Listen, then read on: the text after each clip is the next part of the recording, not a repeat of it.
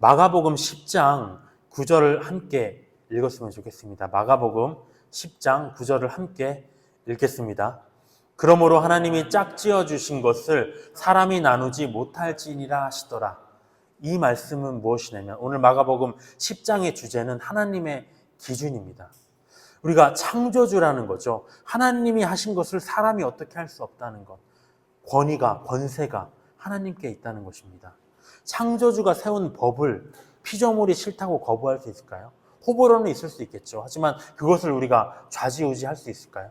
그 법을 무너뜨릴 수 있을까요? 그럴 수 없음에도 불구하고 우리는 그러한 시도를 끊임없이 하려고 한다는 것.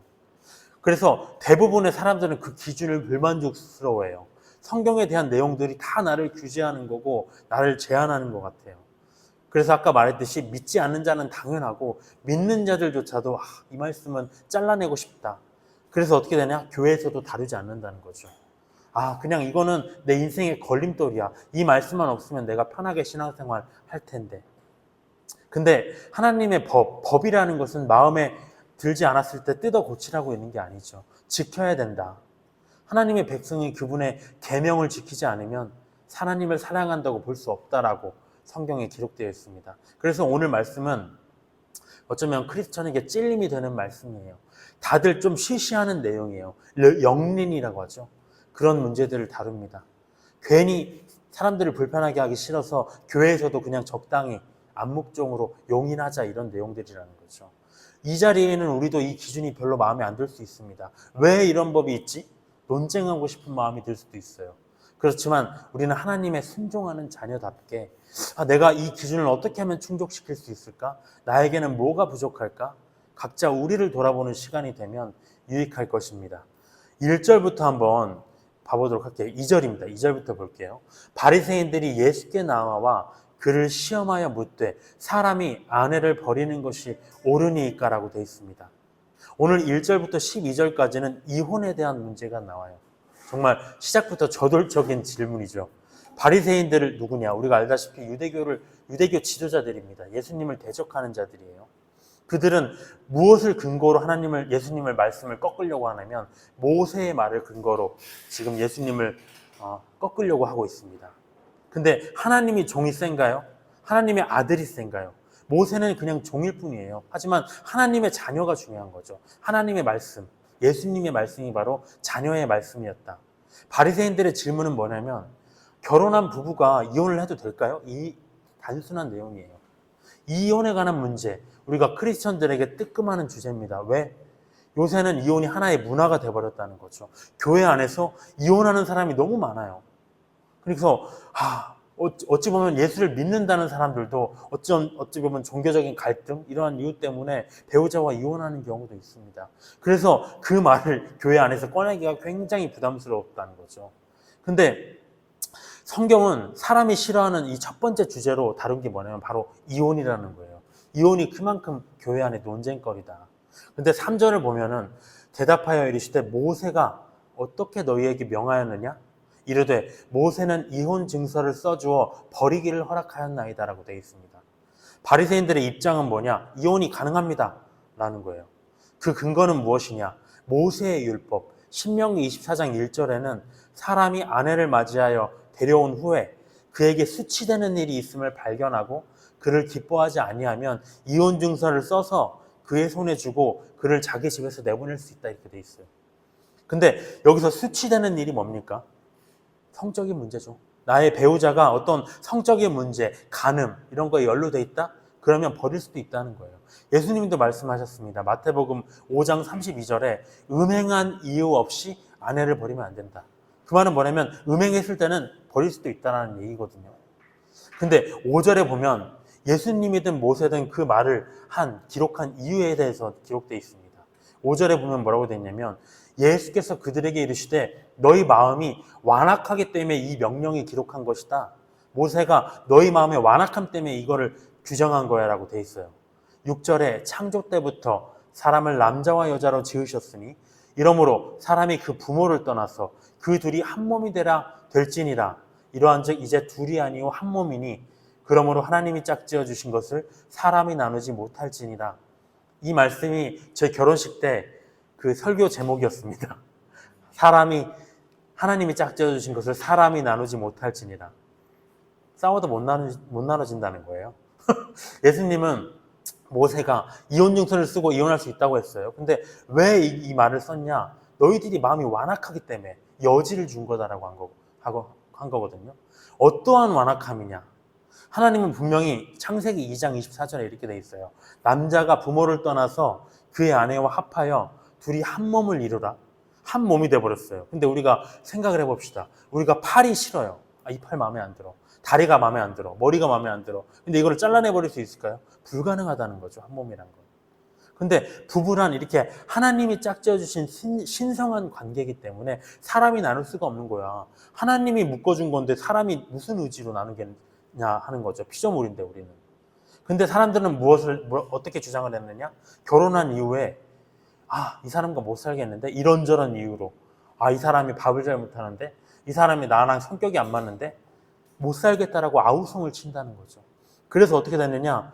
이혼을 너무나 강력히 요구하니까 모세가 어쩔 수가 없어서 이런 때에만 그러면 이혼을 해라? 이 말은 무엇이냐? 이 외에는 이혼하면 안 된다는 거예요. 최소한의 무분별한 이혼을 막으려고 이 최소한의 기준을 만든 겁니다. 그 기준은 뭐냐? 배우자 일방의 간음, 음행이었다는 거죠. 왜 음행이라는 여지는 두었을까요? 한 몸이에요. 부부는 한 몸. 근데 그 몸 안에 다른 몸을 들인다? 이거는 배신이라는 거죠. 맞지 않는 행위라는 거예요. 근데 마찬가지로 우리가 이스라엘을 생각해 볼까요? 이스라엘도 신랑이 하나님이셨어요. 근데 우상을 숭배함으로써 영적으로 간음했다는 거죠. 그래서 하나님이 이혼 통보를 하셨습니다. 근데 문제는 뭐냐면 이 완악한 유대인들이 이 말씀대로 하면 돼요. 수치되는 일이 발생하면 내가 이혼할 수 있다. 이 말대로 실행하면 되는데 문제는 뭐냐면 수치되는 일이라고 돼 있기 때문에 자기들이 유리한 대로 확장 해석해 버리는 거예요. 그래서 뭔 일이든지 배우자가 마음에 안 들면 수치스러워. 너 이혼해야 돼. 음행이 아니더라도. 이 말씀을 그냥 적용해 버렸다는 거죠. 그래서 이혼을 해버렸습니다. 근데 중요한 건 무엇이냐? 이 조건이 충족되고 안 되고를 넘어서 이혼의 조건이 음행이라는 조건이 충족되었다 할지라도 한 몸이기 때문에 이혼이 안 된다라는 하나님의 기준은 유효하다는 것. 이게 메인의 메시지라는 겁니다. 기억할 것은 무엇이냐면 하나님이 간음한 이스라엘을 영원히 버리시냐? 아니라는 거죠. 다시 품으시고 재혼하실 것. 그 사실을 우리가 알고 있습니다. 그래서 우리가 복음의 시대를 살아가는 우리가 크리스천이다라고 한다면 그 사람이 용서할 수 없는 잘못을 했어. 하지만 그것조차도 용서할 수 있는 것이 하나님의 뜻이다. 정말 어려운 길이죠. 모세는 여지를 뒀지만. 근데 성경은 뭐라면 너희가 이런저런 일을 너무 복잡하게 살지 않느냐? 이 이혼의 문제 근본적으로 해결하려면 예방하려면 무엇을 해야 되느냐? 믿지 않는 자하고 멍해를 매면 안 된다. 이미 고린도후서에서 얘기를 하셨습니다. 이혼 문제로 불거지기 전에 예수 믿지 않는 사람하고 결혼하지 마. 차라리. 우리가 물론 크리스천이라고 완벽한 게 아니에요. 어떨 때는 믿지 않는 사람보다 더 문제가 많을 때도 있습니다. 근데 우리가 그 사람이 크리스천이라면 예수님을 믿고 성경을 보면서 책망을 받고요. 성령님이 그 안에 계시는 사람이라면 그렇지 않은 사람하고 천지 차이라는 거죠. 그래서 요즘 시대는 어떻습니까? 간음이 아예 합법화된 시대예요. 신앙 있는 자가 아예 100배, 1000배 이렇게 된 시대라는 겁니다. 근데 이런 시대에 우리가 믿지 않는 자와 결혼하는 것, 믿는 자와 결혼하는 것은 엄청난 하늘과 땅의 차이가 있다는 것입니다. 두 번째, 첫 번째는 이혼의 문제를 다루었습니다. 이혼할 수 없다는 것. 두 번째는 13절부터 16절까지 어린아이의 신앙생활에 대해서 나옵니다. 13절에 보면 사람들이 예수께서 만져주심을 바라고 어린아이들을 데리고 오매 제자들이 꾸짖거늘 어린아이들을 많이 만져주십시오. 저도 매주 물고 빨고 하는데 너무 귀여우니까요. 사람이 싫어하는 두 번째 하나님의 기준은 무엇이냐면 어린아이의 신앙생활이에요. 아이러니한 거죠. 우리가 성인으로서 어린아이의 신앙에 대해서 어떻게 생각하는가 한번 돌이켜볼 필요가 있습니다. 주일에 우리 교회는 주일에 어린이반이 없지만 어린아이들이 큰 교회 가면 어린아이 반이 있어요. 거기 가보면 천방지축의 예배예요. 얘네들이 지금 드리는 거야? 말씀을 듣고 있는 거야? 찬양인데 무슨 장난치는 것 같고요. 우리는 어떻습니까? 엄숙하고 질서 있고 두서도 없고 그런 예배가 아니죠. 질서 있는 예배. 근데 그들은 두서없고 정신없고 장난치는 것 같아요. 근데 여기서도 마찬가지였어요. 어린아이들이 예수님께 막 나오는 거예요. 그러니까 제자들이 꾸짖었습니다. 너희들이 예수님에 대해서 뭘 아느냐, 네 애들이. 어른들 예배 방해하지 말고 저기 구석탱이에 가서 장난감이나 가지고 놀아, 이러고 있는 거거든요. 근데 이 모습을 본 예수님은 뭐라고 하셨냐? 14절에 보면 예수께서 보시고 노하셨습니다.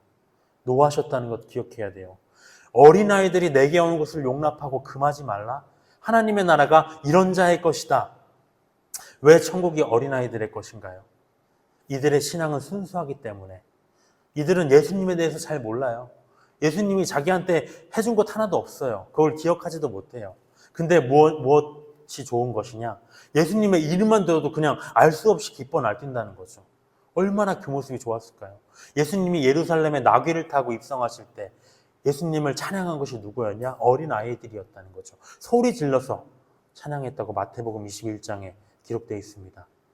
저는 이 말씀을 기억하면서 다윗이 떠올랐어요. 다윗. 사무엘하 6장 13절, 14절에는 어떻게 되어 있냐면 여호와의 궤를 매는 사람들이 6걸음을 감해 다윗이 소와 살찐 송아리로 제사를 드리고 하나님의 언약궤를 지금 가지고 오고 있는 상황입니다. 다윗이 여호와 앞에서 힘을 다하여 춤을 추는데 그때 다윗이 배 에봇을 입었더라. 다윗은 하나님의 언약궤를 가지고 돌아오면서 너무 기뻤던 거예요. 그래서 왕의 신부님에도 사람들이 옆에 봐 있는데도 보든 말든 너무나 기뻐서 그냥 힘을 다하여 막 춤을 췄다는 거죠. 어떤 춤이었을까요? 그냥 막 되는 대로 췄겠죠. 그 모습. 와, 저는 그 모습이 떠올라서 사실 울컥하더라고요. 나는 어떻게 됐나? 이 다윗이 춤추는 모습을 보고 업신여긴 사람이 있었습니다. 자기 아내 미갈.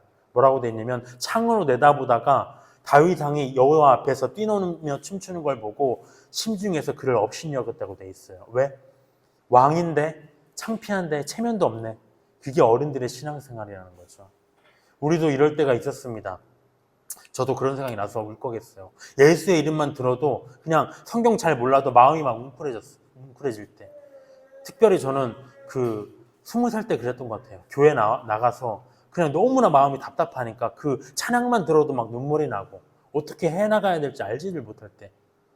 막 말씀을 갈보리 채플 와서 이런 걸 느꼈죠. 말씀이 꿀송이보다 더 달다. 진짜 이 말씀 속에서 그냥 평생을 살고 싶다 하는, 주님의 성전에서 그냥 영원히 살고 싶다 하는 마음.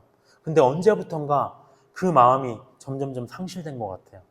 막 신앙생활에 별로 감흥이 없고요. 몸이 건조하고 그냥 밥 먹듯이 그냥 때가 되면 뭐 배가 고프든 안 고프든 밥 먹듯이 예배를 드리고요. 기계적으로. 말씀을 들어도 뭔가 내 마음으로 오지가 않아. 그냥 이런 말씀이 있었구나. 고개만 끄덕이게 되는. 예수 안에서도 쉬지 못하고 수고하고 무거운 짐진 자처럼 심각한 얼굴로 살아가는 자들. 근데 예수님 보시기에 어떨까요? 어린아이들을 보시기엔 어떨까요? 우리 보시기에 달랐겠죠. 우리는 정말 재미없다. 저들하고 정말 얘기하면 재미가 없어. 맨날 죽상, 맨날 힘들고 예배 드리는 것도 감흥도 없고 신앙생활도 정말 힘들어하고. 근데 어린아이들은 달랐다는 거죠. 그러한 신앙생활을 회복해야 된다. 예수님이 기다리시는 것은 조건 없이 자기를 기뻐하고 환호하고 사랑해줄 그런 어린아이들. 우리가 지난주에 마가복음 9장에서 어린아이를 봤어요. 신앙 안의 어린아이라고 했거든요. 이제 막 예수님을 믿어서 초신자들을 말하기도 하는 거고, 또 예수님을 믿고도 아직 죄의 사슬에 매여 있는 자들, 그분을 사랑하는 그러한 어린아이들을 기다리고 계신다는 거죠.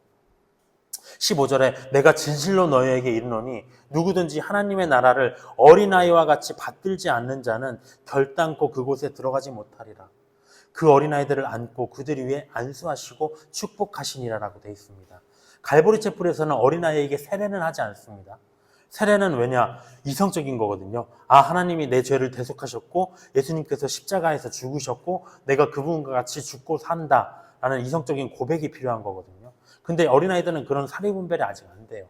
하지만 어린아이들에게 안수는 할 수 있습니다. 축복 기도는 할 수 있다는 거죠. 그들에게도 축복이 필요하니까. 이것이 두 번째 신앙의 문제였습니다. 세 번째는 무엇이냐? 17절부터 27절까지 무엇이 나오냐면 부에 대해서 나와요. 부함. 참 많은 걸림돌이 되죠. 17절에 보면 예수께서 길에 나가실 때 한 사람이 달려와서 꿇어앉아 묻자오되 선한 선생님이여 내가 무엇을 하여야 영생을 얻으리이까? 예수께서 이르시되 네가 어찌하여 나를 선하다 일컫느냐? 하나님 한 분 외에는 선한 이가 없느니라. 세 번째 사람들이 싫어하는 하나님의 기준은 무엇이냐? 교회 안에 부한 크리스천의 문제가 바로 주제입니다. 어느 날 부자 청년이 예수님께 나와서 선한 선생님, 내가 뭘 해야 영생을 얻을까요? 물어봤어요. 우리와 마찬가지죠. 영생을 꿈꾸는 자, 영원한 생명을 꿈꾸는 자였습니다.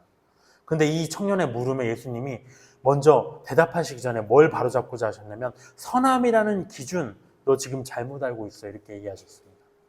이 사람은, 이 부자 청년은 하나님의 아들이라는 예수님의 신성을 몰랐어요. 이분이 하나님의 아들인지 모르고 그냥 남들보다 성경적인 지식이 더 많은 선생이야. 그런 위치에 사람이라고 생각하고 있었거든요. 그럼에도 불구하고 그는 사람이라는 존재에게 선하다 이런 평가를 했어요. 근데 예수님이 뭐라고 하셨냐면 사람 중에는 선한 이가 없어. 선한 존재는 오직 하나님 한 분밖에 없는 거야.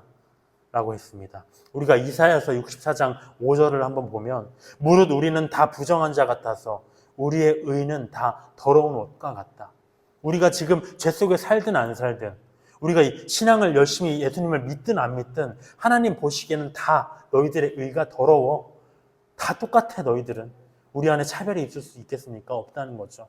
너희들끼리는 높다 낮다 하는데 내가 보기엔 다 더러운 옷 입고 있는 거야. 예수가 없으면.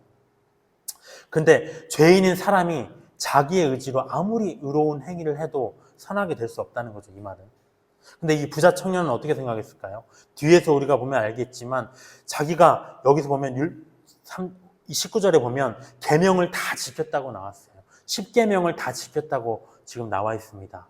자기가 그렇기 때문에 행위를 잘했기 때문에 나는 선한데 어찌 보면 그렇게 생각하고 있었을지도 몰라요. 남다른 의로움을 나는 가졌는데 나는 당연히 영생에 들어가겠지 하면서 예수님께 확인받고자 했을 거예요, 아마. 근데 20절에 보면 그가 여짜오되 선생님이요, 예수님께서 말씀하신 그 10계명 내가 어려서부터 다 지켰습니다. 예수께서 그를 보시고 사랑하사 이르시되 내게 아직도 한 가지 부족한 것이 있으니 가서 너에게 있는 것을 다 팔아서 가난한 자들에게 주어라. 그리하면 하늘에서 보화가 있으리라. 그리고 와서 나를 따르라 하시니 그 사람은 재물이 많은 고로 이 말씀으로 인하여 슬픈 기색을 띠고 근심하며 가니라. 10계명 다 지켰다는 청년의 말에 예수님이 거짓말했네 안 하시고 다 그를 사랑하셨다고 기록되어 있어요.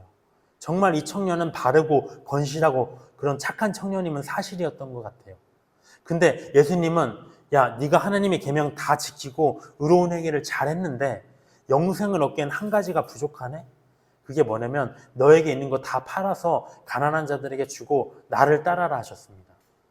이것은 무엇이냐? 네가 영생 얻으려면 나를 선한 선생님이라고 생각하지 말고 이스라엘의 구원자 메시아로 지금 믿고 따라야 되는데 너에게는 그 믿음이 없는데?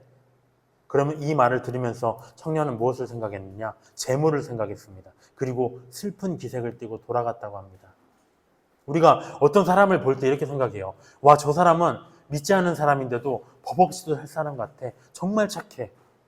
근데 그것이 어쩌보면 사람들이 원하는 영생에 들어가는 기준일 것 같아요.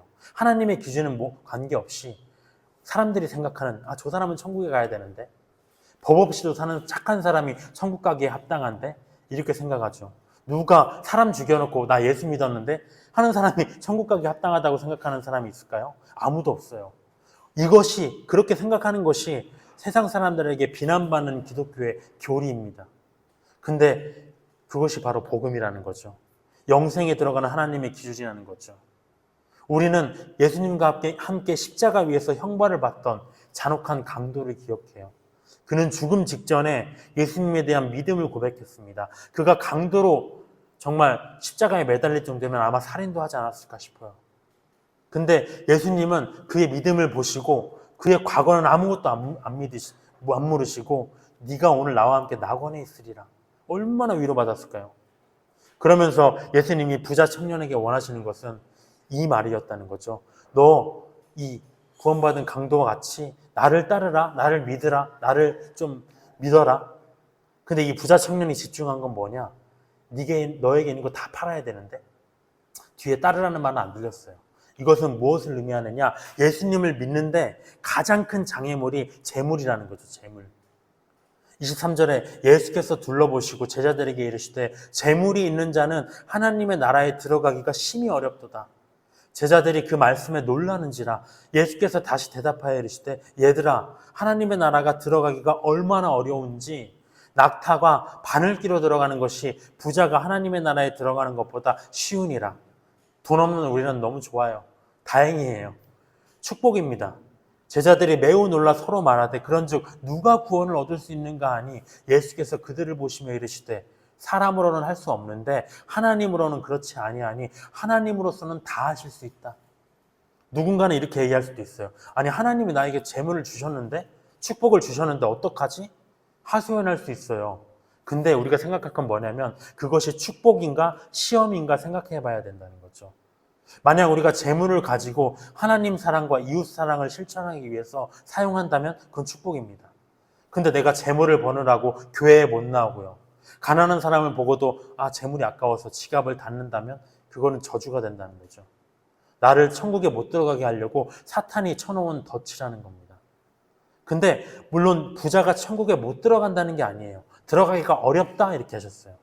근데 그것이 얼마나 어려운지 낙타가 바늘기 통과하는 것 이게 가능합니까? 불가능하다는 거죠. 실상은. 그래서 없는 사람은 베풀 것이 없어요. 그래서 사실은 시험 들 게 없습니다. 근데 있는 사람은 계속 더 베풀어야 되거든요. 내가 너보다 더 많이 베풀었는데 그렇게 말 못해요. 왜냐면 더 많으니까. 통과의 시험의 난이도가 더 높은 거죠. 근데 예수님을 따르려고 하는 자 중에 부한 자는 그래서 어떻게 되느냐? 27절과 같이 하나님으로서는 다 하실 수 있다는 말을 기억해야 됩니다. 나에게 주신 이 재물을 내가 어떻게 사용해야 될까요? 하나님, 기도해야 된다는 거죠.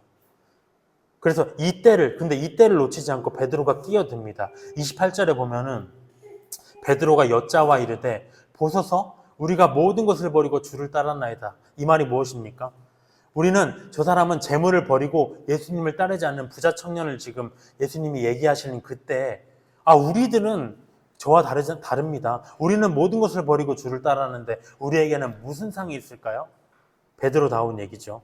29절에 예수께서 이르시되 내가 진실로 너희에게 이르노니 나와 복음을 위하여 집이나 형제나 자매나 어머니나 아버지나 자식이나 전토를 벌인 자는 현세에 있어 집과 형제와 자매와 어머니와 자식과 전토를 100배나 받되 벌었는데 받는다네요. 박해를 겸하여 받고 내세의 영생을 받지 못할 자가 없느니라라고 되어 있습니다.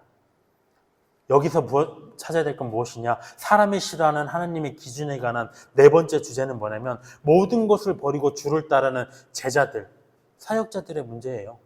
가장 중요한 문제, 논란거리라는 거죠. 무엇이 논란인가? 모든 것을 버리고 주를 따르는 게 문제가 안 됩니다. 그 자체가 무엇이 문제인가요? 근데 가족들이 그거를 지켜보면서 참 무모하다, 미련하다고는 할 수 있겠죠. 근데 이 존귀는 아무나 취할 수가 없는 겁니다.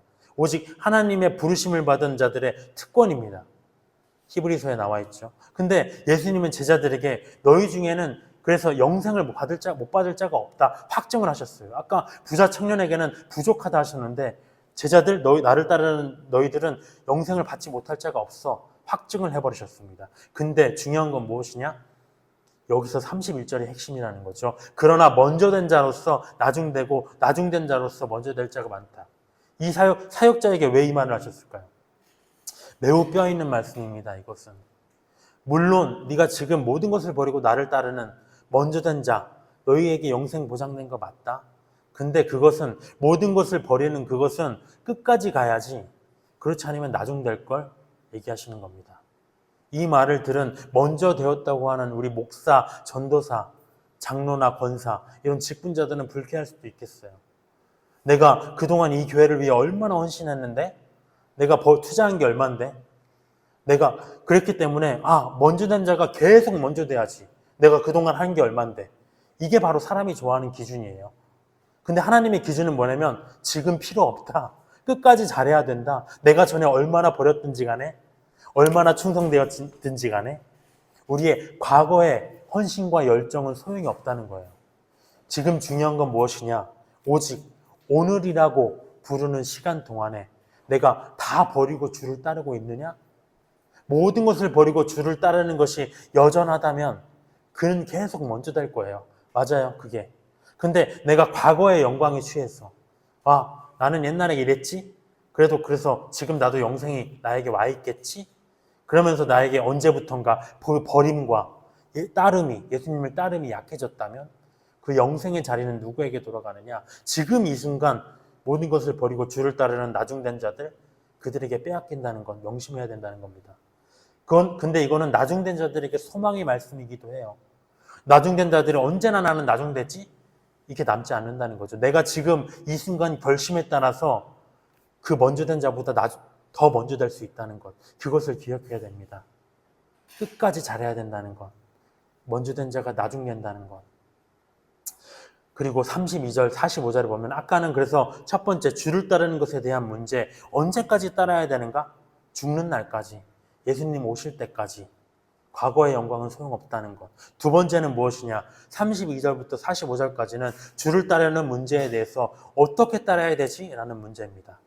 32절에 보면 예루살렘으로 올라가는 길에 예수께서 그들 앞에 서서 가시는데 그들이 놀라고 따르는 자들은 두려워하더라. 이에 다시 12 제자를 데리시고 자기가 당할 일을 말씀하여 이르시되 보라 우리가 예루살렘에 올라가노니 인자가 대제사장들과 서기관들에게 넘겨지매 그들이 죽이기로 결의하고 이방인들에게 넘겨주겠고 그들은 능욕하며 침맞으며 채찍질하고 죽일 것이나 그는 3일 만에 살아나리라 하시니라. 정말 객관적으로 말씀하시네요. 자기의 사역을 객관적으로 하나님이 자기 혼에 고통받는 것을 보고 만족해 하셨다고 했어요. 그 십자가가 바로 그 예수님의 사역입니다. 그 사역을 지금 얘기하고 계셨어요. 근데 하나님의 그 아들 그렇게 우리의 죄 때문에 죽으신 우리의 사망의 죄값을 대실 치르신 그 구속 사역을 숭고한 계획을 말씀하시는 그때에 두 제자들은 뜬금없는 질문을 한다는 거죠. 35절에 보면 세베대의 아들 야고보와 요한이 주께 나와 여짜오되 선생님이여 무엇이든지 우리가 구하는 바를 우리에게 하여 주시기를 원합니다. 이르시되 너희에게 무엇을 하여 주시기를 원하느냐? 이 질문을 뒤에 또 누군가에게 합니다. 여짜오되 주의 영광 중에서 우리를 하나는 주의 우편에 하나는 좌편에 앉게 하여 주시옵소서. 예수께서 이르시되 너희는 너희가 구하는 것을 알지 못하는도다. 내가 마시는 잔을 너희가 마실 수 있으며 그 잔이 무엇입니까? 진노의 잔이 무엇입니까? 십자가의 고난의 잔이요. 너희가 마실 수 있을까? 그리고 내가 받는 세례를 너희가 받을 수 있겠느냐? 라고 하십니다. 그 세례는 무엇입니까? 불세례예요. 고난의 불세례. 그러니까 나의 죽음과 나의 그 고난을 내 제자된 너희들이 받을 수 있을 것이냐? 근데 39절에 그들이 말하되 할 수 있나이다. 지금 이 상태는 뭔지도 몰라요. 그냥 뭔지는 모르겠고 나는 그냥 높은 자리에 앉고 싶다 이 생각밖에 안 하는 거예요. 그래서 예수님은 너희는 내가 마시는 잔을 마시며 내가 받는 세례를 받으려니와 라고 얘기하십니다. 이건 무엇이냐? 우리가 알다시피 제자들은 나중에 이 잔을 마셨습니다. 언제? 성령 세례를 받고 그들이 복음을 전할 때 예수님과 같이 순교하였습니다. 또 예수님과 같이 불세례 그 고난을 받으셨어요. 그래서 40절에 그런데 내 좌우편에 앉는 것은 내가 줄 것이 아니라 누구를 위해 준비되었든지 그들이 얻을 것이니라. 10 제자가 듣고 야고보와 요한에 대하여 화를 냈다라고 돼 있어요. 이들의 말에 다른 제자들이 지금 분노를 하고 있었다는 것. 남보다 더 높아지고 싶다 이 열망이 이 모든 제자들의 공통적인 관심사였다는 거죠. 근데 우리도 이 모습을 교회 안에서 봅니다. 많은 직분들이 있어요. 성도들은 무엇을 하느냐? 조금이라도 더 높은 자리에 앉아야지. 왜? 대접받기 위해서. 다른 건 없어요. 내가 더 섬기기 위해서 높은 자리에 앉아야지. 이런 자들은 많지 않습니다.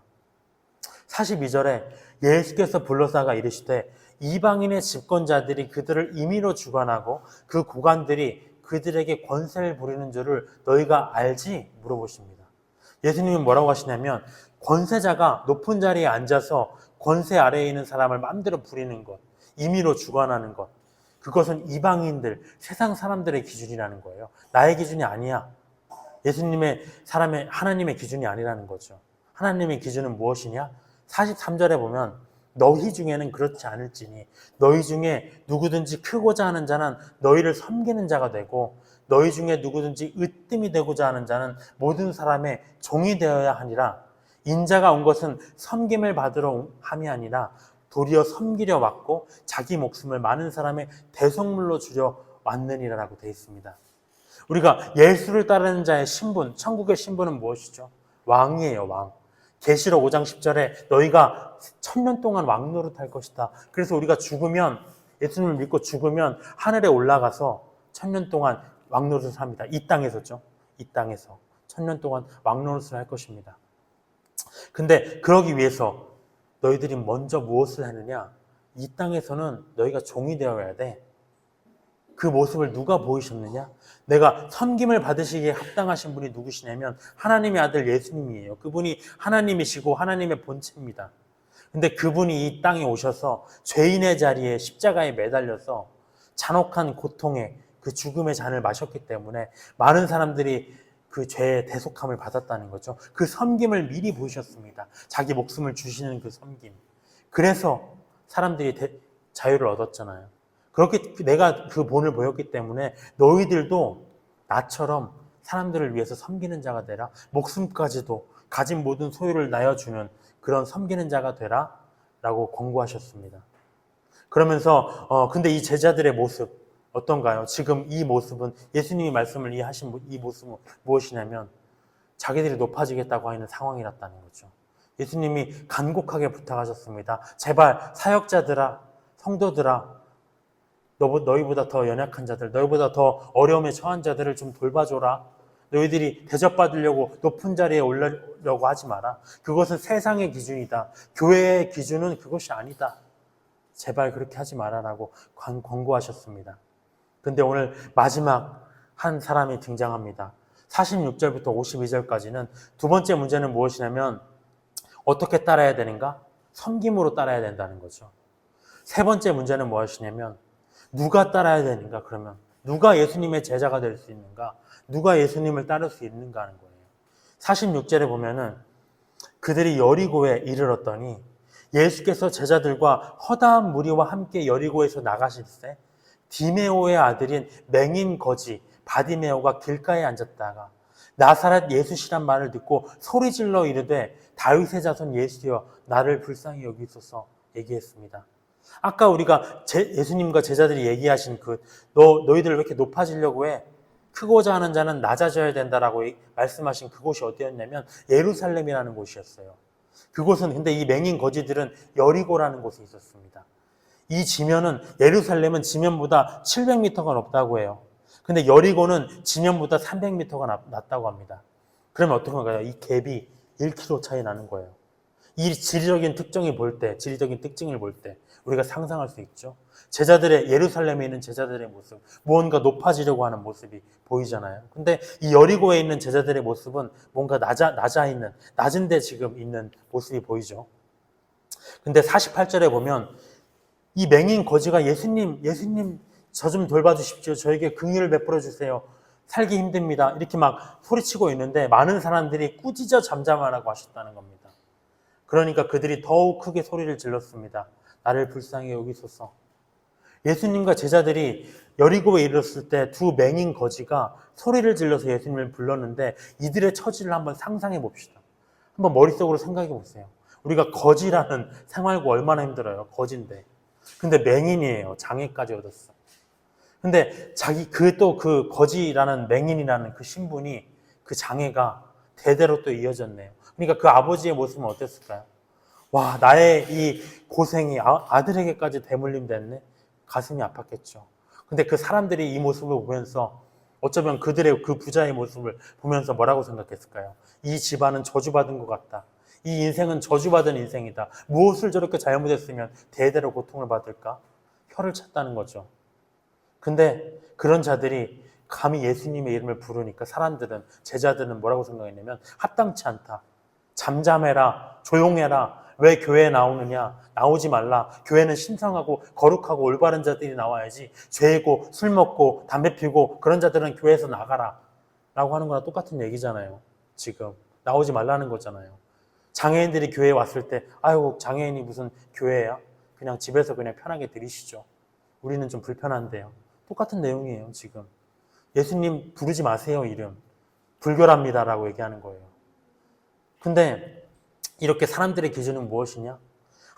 자기 기준에 합당치 않으면 예수님을 따르는 것을 용납하지 않는다는 거죠. 13절에 어린아이를 향해서도 그랬어요. 근데 지금 여기 맹인 거지한테도 그러고 있습니다. 사람들은 예수님의 제자가 되는데, 예수님을 믿는데 자격이 필요하다고 생각해요. 믿지 않는 자들조차도 그렇게 생각해요. 나 같은 자는 예수를 못 믿는다. 나는 정말 세상에 살아가는데 내가 무슨 예수야? 내가 무슨 종교야? 아니라는 겁니다. 예수님은 의인을 부르러 온 게 아니라 죄인을 부르러 오셨다고 하는 것. 사람들은 일정한 학벌과 경력과 출신과 능력 있는 자만이 교회에 나올 수 있다고 생각하지만 하나님의 기준은 그게 아닙니다. 고린도전서 1장 26절을 한번 봐볼까요? 고린도전서 1장 26절부터 29절. 고린도전서 1장 26절부터 29절. 제가 한번 읽어볼게요. 고린도전서 1장 26절부터 29절입니다. 형제들아, 너희의 부르심을 보라. 예수 믿는 사람들의 상황을 보라. 육체를 따라 지혜로운 자가 많지 아니하며 능한 자가 많지 아니하며 문벌 좋은 자가 많지 않다.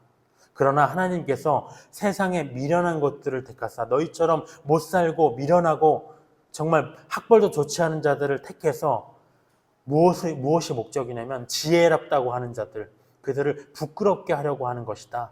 세상에 약한 것들을 택해서 강한 것들을 부끄럽게 하려 하시며 세상에 천한 것들과 멸시받는 것들과 없는 것들을 택하사 있는 것들을 폐하려 하시냐니 이는 아무 육체도 하나님 앞에서 자랑하지 못하게 하려 합니다.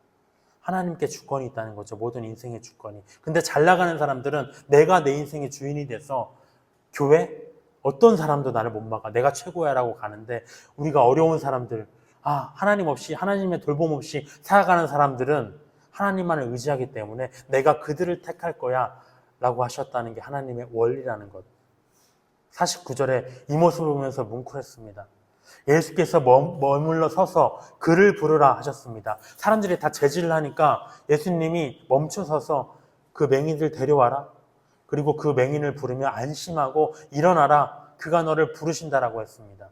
그러니까 맹인이 겉옷을 내버리고 뛰어 일어나 예수께 다가왔다는 거죠. 이 모습도 한번 상상해 봤으면 좋겠어요. 어린아이 같은 순수한 신앙이 보이지 않습니까? 51절에 예수께서 말씀하여 이르시되 내게 무엇을 하여 주기를 원하느냐? 아까 제자라고 하는 자들에게 똑같이 물으셨습니다. 무엇을 하여 줄까? 그랬더니 나는 예수님 옆에 하나님의 나라가 임하실 때, 하나님의 왕국이, 천국이 펼쳐질 때 당신의 좌편 우편에 앉겠습니다. 그 자리를 우리에게 주소서.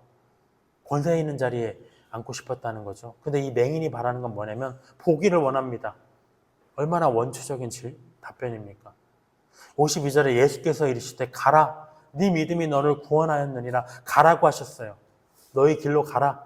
네가 보게 될 것이다. 근데 그 맹인들은 어떻게 했습니까? 보게 된 후에 길에서 예수를 따랐다고 되어 있습니다. 정말 그들이 원한 것은 무엇이었을까요? 단순히 시력의 회복, 보는 것, 이 화려하고 잘난 세상을 보는 것이었을까요? 그들은 무엇이었냐면 다윗의 아들, 아무도 부르지 않은 다윗의 아들, 성경에 기록된 구원자, 메시아, 예수님을 보기를 원했다는 거죠. 그래서 그가 딱 보게 되었을 때 그들은 망설임 없이 그 길에서부터 예수를 따랐습니다.